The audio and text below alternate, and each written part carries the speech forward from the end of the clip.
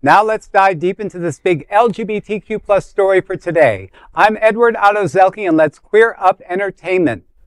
Jennifer Lopez turns AMAs into gay AMAs, but critics smell queerbaiting.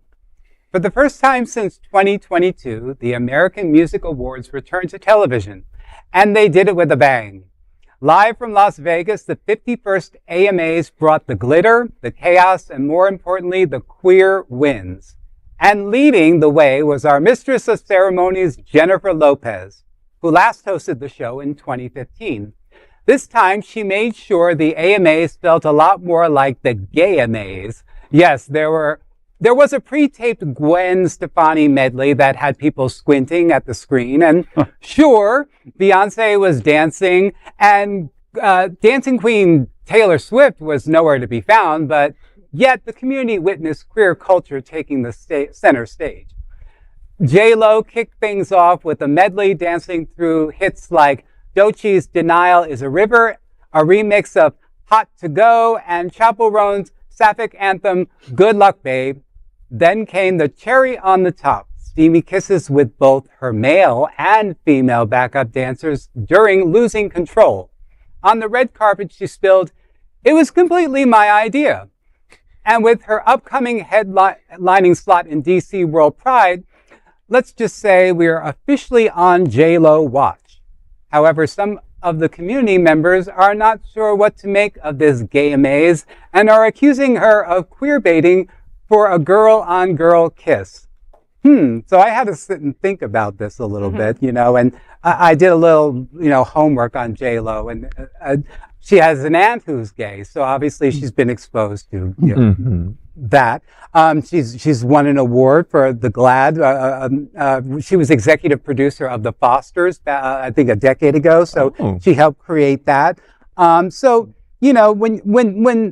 celebrities or influencers tease a little bit about they could possibly be on the LGBTQ plus spectrum, it's definitely a marketing ploy. Definitely. Yeah. Maybe we want to watch something that's coming up of their stuff, but she is going to be headlining at WorldPride, and that's wonderful. So yeah, maybe we're tapping into that on an audience that's broader than, than the WorldPride would possibly be. So yeah, I'm all for it. So am I. I mean, if it's queerbaiting, it's queerbaiting. It is what it is. I enjoyed it. And on, the world's biggest stage on that night, that's huge, right? Yeah. I mean, and yes, Jennifer Lopez is headlining WorldPride. Maybe that's part of her advocacy. I mean, she's getting paid, okay? It's not like she's just showing up and performing out of the love for our community. Because that I would be more happy about, right? Yeah. So she's not the first person to do this. Madonna and Britney was the original OG. That's who you learn from. Take a page out of that book because it works, right? So is it queerbaiting? Maybe. I mean, it's Jennifer Lopez. I mean, we want to watch her kiss anybody. You know what I mean?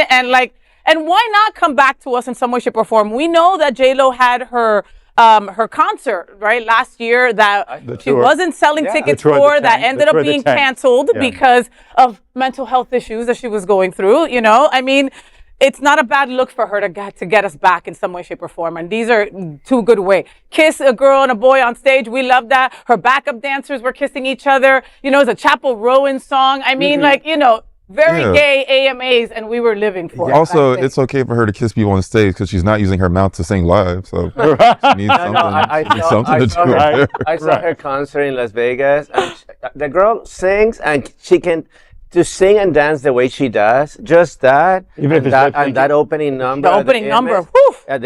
She was amazing, and she was singing. Come on, don't be that. I'm sorry, I'll stop telling the truth.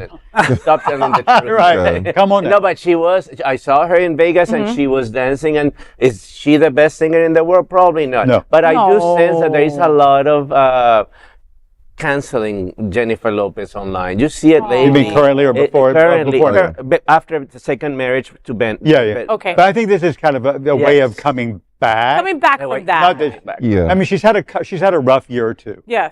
She doesn't warrant getting canceled. No, she warrants getting dragged a little bit. Yeah, just being called out. Because she made a lot of money off of the backs of real singers on her songs that she never gave credit for. Yeah. Ashanti. I'm telling the truth. Ashanti, she needs to give her roses. Everybody knows that J-Lo started off as a dancer. She's not a strong singer.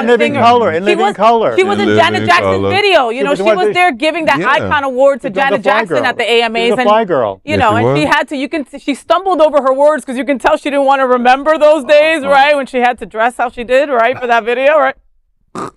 I love her as a fly girl. She was amazing. So, yes, she was.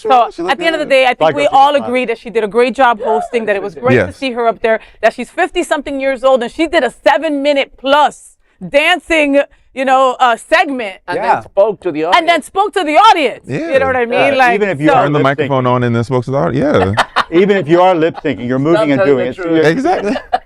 She didn't sound windy. She was really moving her body.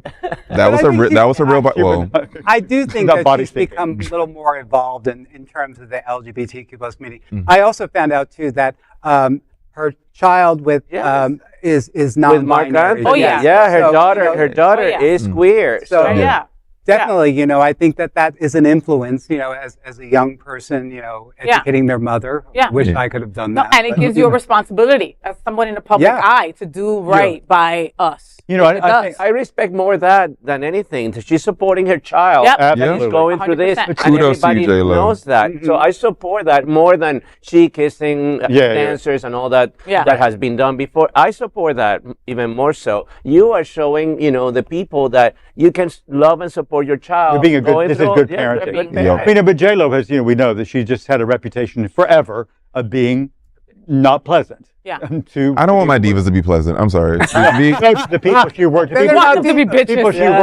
People she works with. Same with Aretha. And sometimes, but we also know that that's often misogyny, because a woman just happened to know who knows what she wants and it says this is how it should be done. That's just knowing what you want and how. That's not being bitchy. It doesn't always have to be a strong woman and a woman that knows what she wants and a woman working in a men's world. That's what people have said about like Barbra Streisand and any other powerful woman for decades. Yeah. So do what the woman says. Get it done. She got things to do. Get it done. Hello. And kick ass at WorldPride, J-Lo, because we'll be watching. All right. And that is the big LGBTQ story for today. There is no other queer nonprofit media platform like this in the entire world. Support our LGBTQ stories by subscribing and sharing Queer News Tonight.